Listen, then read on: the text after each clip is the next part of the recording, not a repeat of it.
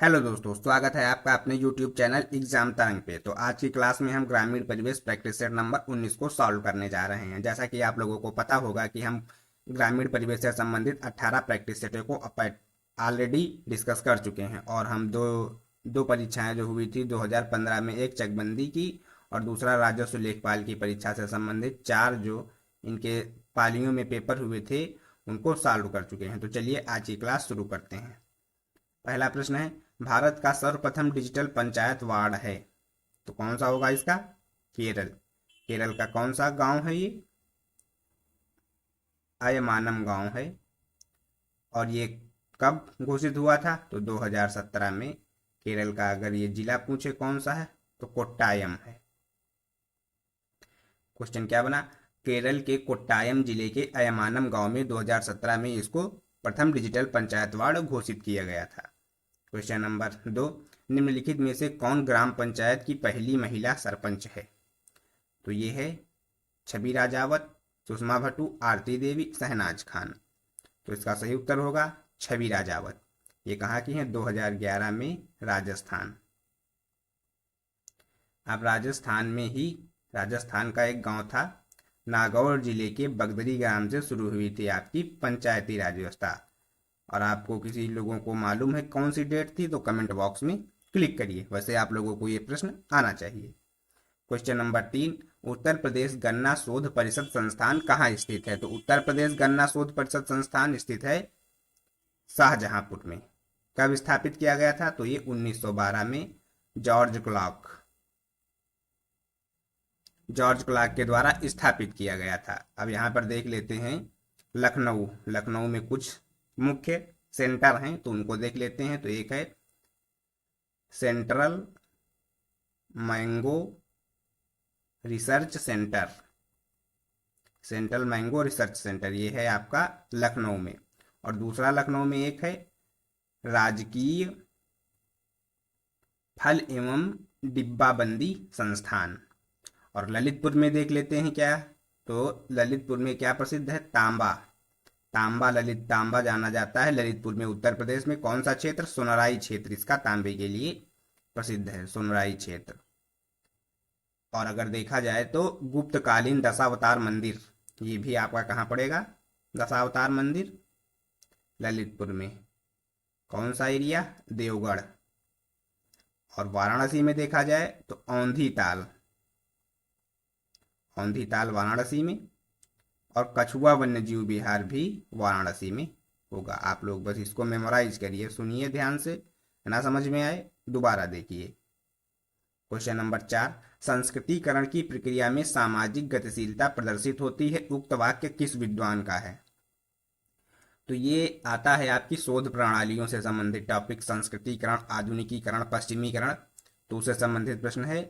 तो इसमें क्या होता है संस्कृतिकरण के? तो इसमें होता है कि इस प्रक्रिया में जो लोग निम्न जाति के लोग होते हैं वह उच्च उच्च जाति के जो लोग होते हैं या जो समाज में जिनका मान सम्मान होता है तो उनकी जीवन शैली से प्रभावित होते हैं और खुद को उस जीवन शैली में ढालने का प्रयास करते रहते हैं। तो ये होता है संस्कृतिकरण की प्रक्रिया। तो ये कथन किसका है? तो ये कथन है श्रीनिवास का। क्वेश्चन नंबर 5, अप्रैल 2020 से मनरेगा मजदूरी को 182 से बढ़ाकर कितने रुपए किया गया है? तो ये 182 से बढ़ाकर 202 रुपए किया गया है। यह आप लोग जान लें कि यह एक न्यूनतम मजदूरी है कि इससे कम में भारत में कहीं भी जहाँ पर मनरेगा चलता है तो इससे कम में कहीं भी मजदूरी नहीं दी जाएगी। वैसे अगर देखा जाए तो सिक्किम वगैरह राज्यों में यह मजदूरी 302 और 310 ऐसे चलती है।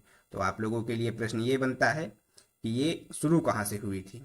तो 2006 में शुरू हुई थी। कहाँ से शुरू हुई थी ये आप लोग बताना, हिंट हमने दे दी। और मनमोहन सिंह जी द्वारा शुरू की गई थी। और ये कितने चरणों में लागू हुई थी ये भी प्रश्न आप लोग कमेंट बॉक्स में क्लिक करिए कि मनरेगा योजना थी वह कितने चरणों में लागू हुई थी। वैसे नरेगा से इसका नाम बदलकर मनरेगा किया गया था 2009 में। आप लोग प्रश्नों का उत्तर कमेंट बॉक्स में जरूर लिखना। क्वेश्चन नंबर 6, उत्तर प्रदेश भूमि सुधार निगम की स्थापना कब की गई थी? तो ये की गई थी 1978 में। इसी पर एक और डेट आप लोग याद रखिए 1974। तो ये था उत्तर प्रदेश राज्य खनिज निगम की स्थापना हुई थी। खनिज निगम की स्थापना हुई थी और इसके तहत पहली खनिज नीति कब आई थी, कमेंट बॉक्स में लिखिए। उत्तर प्रदेश में लघु सिंचाई विभाग की स्थापना कब की गई थी, तो लघु सिंचाई विभाग की स्थापना हुई थी 1964 में। इसके तहत क्या था सिस्टम कि ये जो निशुल्क बोरिंग व्यवस्था थी, निशुल्क बोरिंग व्यवस्था 1985 से ये प्रदान किया जा रहा है। निशुल्क कुछ वित्तीय सहायता दी जाती है, अनुदान दिया जाता है। तो जो लघु कृषक होते हैं, लघु कृषकों को 9500 रुपये अनुदान दिया जाता है। और जो सीमांत कृषक हैं, सीमांत कृषकों को 13,000 रुपये दिए जाते हैं बोरिंग कराने पर। क्वेश्चन नंबर 8, उत्तर प्रदेश में गन्ना विकास विभाग की स्थापना कब की गई थी, तो गन्ना विकास विभाग की स्थापना की गई थी 1935 में। और आगे भी देख लेते हैं तो 1934 में भारत सरकार द्वारा गन्ना अधिनियम पारित किया गया था। लिख देते हैं, आप लोग इसको लिख लीजिए, मेमोराइज करने में आखिरी समय पर आसानी होगी। गन्ना अधिनियम पारित किया गया था, जिससे क्या था, क्यों पारित किया गया था कि राज्य सरकारें जो हैं वो गन्ने का न्यूनतम मूल्य निर्धारण करने के लिए बाध्य हैं या निर्धारण कर सकें। क्वेश्चन नंबर 1903 जो ये संधि रखा है, इसमें भी कुछ अगर हो तो हम लोग याद कर सकते हैं। मेमोराइज करने का बेस्ट तरीका होता है कि जो सामने संधि है उससे संबंधित जानकारियां हम लोगों को आनी चाहिए। तो ये था प्रथम चीनी मिल थी 1903 में, प्रथम चीनी मिल ये कहाँ खोली गई थी, प्रतापपुर देवरिया में खोली गई थी। और 1920 में ये अंग्रेजों के समय इंडियन शुगर कमेटी का गठन हुआ था, इंडियन शुगर कमेटी, इसका गठन हुआ था। क्वेश्चन नंबर 9 पे चलते हैं। चकबंदी प्रक्रिया के तहत गठित चकबंदी समिति में ये यहाँ पे होगा, में अधिकतम सदस्यों की संख्या कितनी होनी चाहिए या कितनी होती है, तो इसका उत्तर होगा 11। आप लोगों को पता होगा कि जब चकबंदी प्रक्रिया गठित होती है तो वहाँ जो जिस क्षेत्र में गठित होती है, जिस क्षेत्र में चकबंदी होना होता है, तो उस क्षेत्र में जो वहाँ के स्थानीय कृषक वगैरह होते हैं तो उनके साथ भी चकबंदी विभाग के अधिकारियों की एक समिति गठित की जाती है, जिनमें उन लोगों का भी प्रतिनिधित्व रहता है। तो इसी है 11 सदस्य होने चाहिए, अधिकतम 11 सदस्य। और चकबंदी प्रक्रिया कब शुरू हुई थी, कमेंट बॉक्स में लिखिए।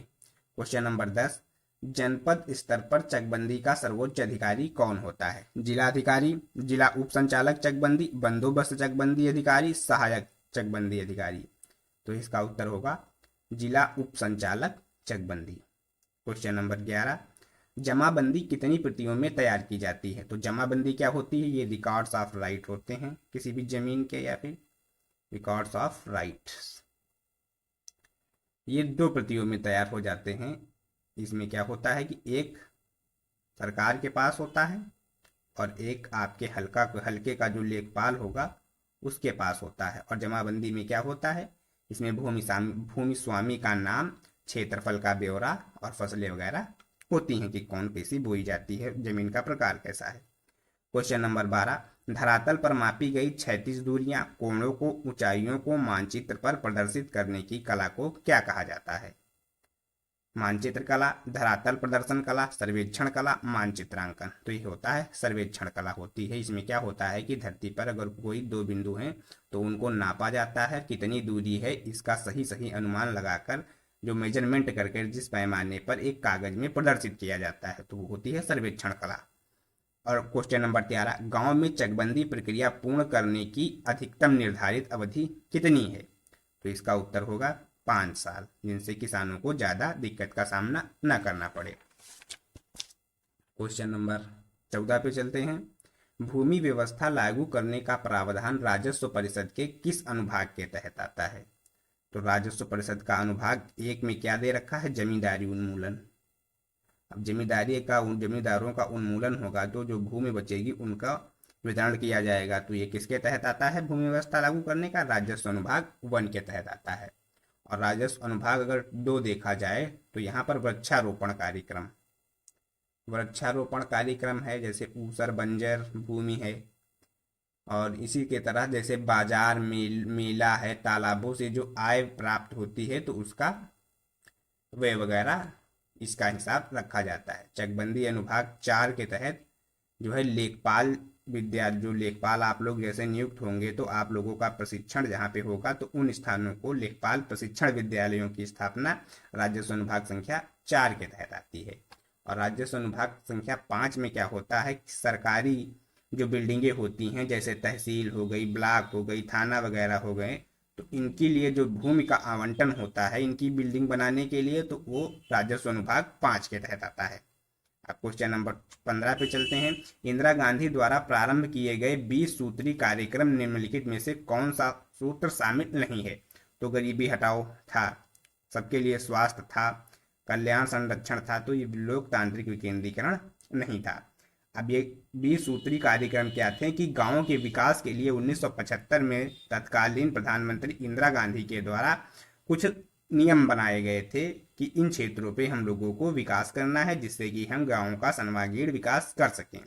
तो उसके लिए उसी में ये गरीबी हटाओ, सबके लिए स्वास्थ्य, कल्याण संरक्षण वगैरह थे। आप लोग इसको देखिएगा ये सूची। और लोकतांत्रिक विकेंद्रीकरण के यहाँ अगर जनक पूछा जाए तो BR Mehta.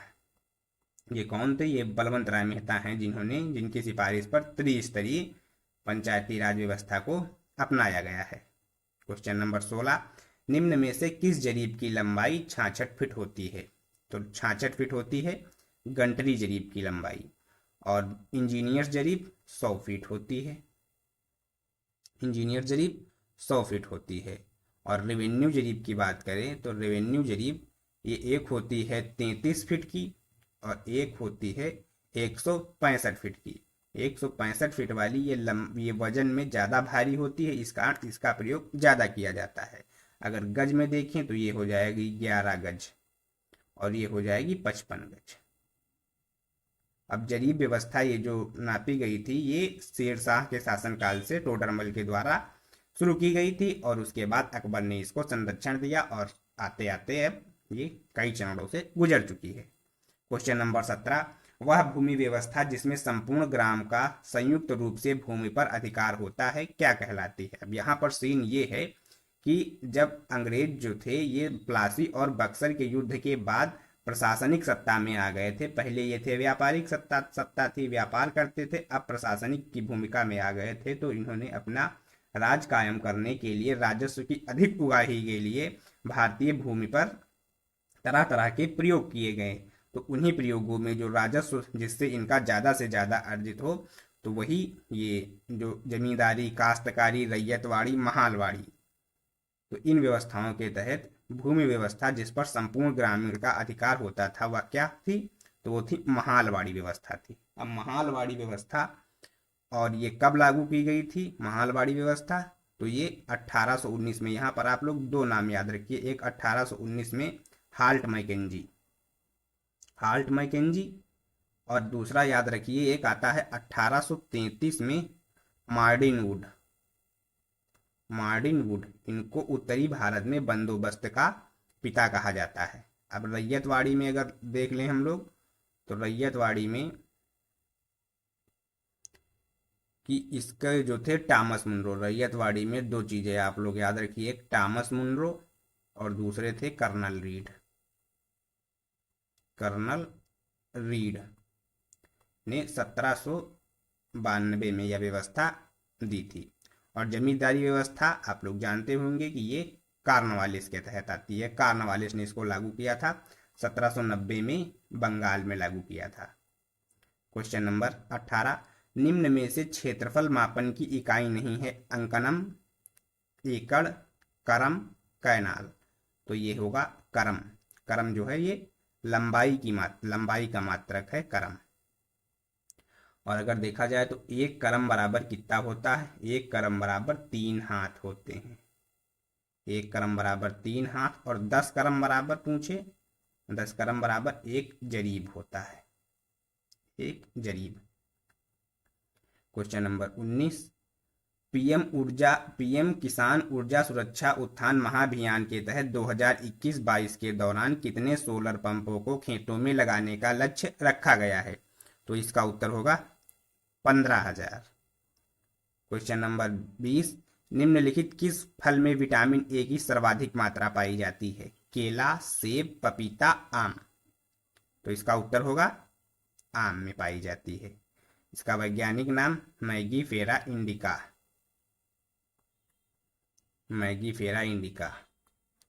Question number 21, Uttar Pradesh सरकार द्वारा जानवरों में पदार्थ रोगों फुट एंड माउथ को समाप्त करने का लक्ष्य कब रखा गया है? ये वही है मुंह पका, खुर पका वगैरह। तो ये लक्ष्य रखा गया है 2030 तक। और वैसे देखा जाए तो ये किसके तहत आता है? तो ये आएगा राष्ट्रीय पशु रोग नियंत्रण कार्यक्रम। राष्ट्रीय पशु रोग नियंत्रण कार्यक्रम के तहत आता है। और ये एक संक्रामक बीमारी है। अगर पूछा जाए तो ये फुट एंड माउथ ये संक्रामक बीमारी है। और इससे जो विषाणु जनित है, तो ये विषाणु कौन सा वायरस है? तो ये है पिकॉर्न वायरस। पिकॉर्न वायरस होता है इसका जिम्मेदार। क्वेश्चन नंबर 22, किसान क्रेडिट कार्ड योजना की सिफारिश किस समिति द्वारा की गई थी? शिवरमन समिति, रंगराजन समिति, अशोक मेहता समिति, आरवी गुप्ता समिति। तो किसान क्रेडिट कार्ड ये क्या है? ये एक 1998 में शुरू की गई थी योजना थी। इसके तहत जो है किसानों को कम ब्याज दरों पर कर्ज उपलब्ध हो सके, इसकी व्यवस्था की गई थी। तो ये किसने शुरू की थी? तो तत्कालीन जो वित्त मंत्री थे यशवंत सिन्हा जी थे, तत्कालीन वित्त मंत्री, उन्होंने शुरू की थी। और सिफारिश किसकी दी गई थी? तो आरवी गुप्ता समिति की सिफारिश पर ये दी गई थी। शिवरमन समिति नाबार्ड, कृषि क्षेत्र का सबसे बड़ा बैंक, 1972। रंगराजन समिति इन्होंने गरीबी पर बताया है। अशोक मेहता समिति द्विस्तरीय पंचायती राज से संबंधित है। क्वेश्चन नंबर नेक्स्ट 23, जहां पर 3 गांव की सीमाएं मिलती हैं वहां पर जो चिन्ह बनाया जाता है उसे क्या कहा जाता है? तो वो चौमेड़ा, बॉर्न, सिद्धा, कौबली। तो उसको कहा जाता है सिद्धा। चौमेड़ा जहां पर खेत की 4 मेड़े आपस में मिलती हैं, चौमेड़ा। बॉर्न क्या होता है? यहाँ पर कृषि यंत्र रखे जाते हैं, कृषि यंत्र जैसे, और या फिर भंडार गृह, अनाज रखे जाते हैं जैसे फावड़ा, खुरपा, कुल्हाड़ी, हल। और अनाज की बड़ी बड़ी वो जो पहले बनती थी मिट्टी की, उनमें रखा जाता था अनाज, तो वो होता है बॉर्न। और कौबली कहा जाता है बड़े बड़े ढेले वाली मिट्टी। बड़े बड़े ढेले वाली मिट्टी को कौबली कहा जाता है।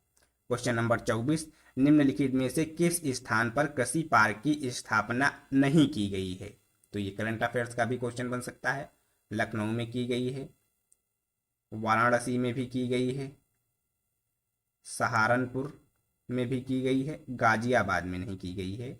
और गाजियाबाद 4 शहरों में कृषि पार्क की स्थापना की गई है। तो 3 लखनऊ, वाराणसी, सहारनपुर, और चौथा है हापुड़ में की गई है। क्वेश्चन नंबर 5, और वैसे कृषि पार्क स्थापित क्यों किए जाते हैं? ताकि किसानों को उनके उत्पादों का उचित मूल्य प्राप्त हो सके। क्वेश्चन नंबर 25, नीली क्रांति के तहत निम्नलिखित में किन कार्यों पर बल दिया गया था? नीली क्रांति से संबंधित हम लोग जानते हैं कि यह मत्स्य उत्पादन से संबंधित है, ये लगभग सभी लोगों को पता होगा। लेकिन जो ये अन्य हैं ये तो ठीक है। अब उपयुक्त सभी में सहकारिता और विपणन को भी बढ़ावा दिया गया था, तकनीकी विकास को भी बढ़ावा दिया गया था। तो ये इसका उत्तर होगा उपयुक्त सभी। तो चलिए आज के प्रैक्टिस सेट में इन 25 क्वेश्चनों को आप लोग रिवाइज करिए, याद करिए, इनसे संबंधित तथ्यों को और भी ढूंढिए। तो और इसमें हम लोग अब आप लोगों को फिर बता दें कि प्लेलिस्ट में 18 प्रैक्टिस सेट पूर्ण है और एक प्लेलिस्ट बनी हुई है UPSSC प्रीवियस ईयर के नाम से। तो उसमें ग्रामीण परिवेश के 4 प्रैक्टिस सेट हैं और हमारे द्वारा GS से संबंधित प्रैक्टिस सेट भी मॉडल पेपर की तरह सॉल्व कराए जा रहे हैं। एक और सीरीज यहाँ पर जो शुरू हुई है वो UPSSC के आज तक जितनी भी परीक्षाएं हुई हैं उनमें GS से संबंधित जितने भी प्रश्न किए गए हैं उनके भी 2 वीडियो हम डाल चुके हैं। उसमें कंप्यूटर ऑपरेटर और ये जो हुआ था जूनियर असिस्टेंट का पेपर, उसके प्रश्न दिए गए हैं। ऐसे ही करीब 40-50 जो पिछले पेपर हुए हैं UPSSC के, तो उनसे संबंधित जितने भी जीएस के प्रश्न होंगे हम इस सीरीज में लाते रहेंगे।